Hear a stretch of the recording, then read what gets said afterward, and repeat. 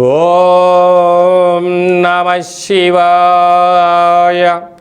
ఈసారి జరగబోయేటువంటి యమునా నది పుష్కర స్నాన మహోత్సవ సందర్భంగా మీనరాశి జాతకులకు అఖండ లక్ష్మీ కుబేర యోగం కలగబోతుంది. 2వ తారీఖు 6వ నెల 2026 నుండి 13/6/2026 వరకు దేవగురు బృహస్పతి కర్కాటక రాశిలో ఉచ్చస్థితిలో సంచారం చేయనప్పుడు మీనరాశి వారికి ఒకవైపు ఏలనాటి శని మధ్యమ సంచార స్థితి ఉండినను పంచమ స్థానంలో రాశాధిపతి ఉచ్చస్థితిలో సంచారం చేయడము 12 ఏళ్ల తర్వాత జరుగుతుంది.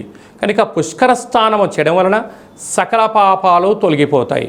సకలమైన దేవతల యొక్క ఆశీస్సుల వలన సంచిత కర్మ, ప్రారబ్ధ కర్మ, ఆగమిక కర్మలు కూడా తొలగిపోతాయి.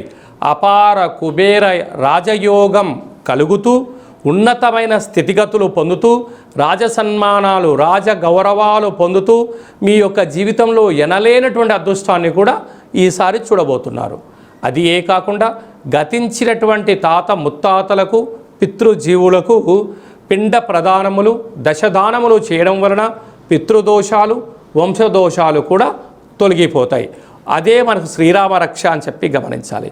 మీనరాశి భక్తులకు విజ్ఞప్తి, ఈ యొక్క యమునా నది స్థానంలో ఏ సమయంలో దిగాలి, ఏ మంత్రాన్ని ఉచ్చరింప చేయాలి, ఏ మంత్ర సాధన చేయాలి, ఎన్నిసార్లు అర్ఘ్యం వదిలిపెట్టాలి, ఏ కోరికను కోరుకోవడం వలన దేవగురు యొక్క బృహస్పతి ఆశీస్సులు కలిగి మీకు రాజయోగం కలుగుతుందో అని తెలుసుకోవాలి అనుకుంటున్నట్లయితే ఈ కింది నెంబర్ను సంప్రదించగలరు.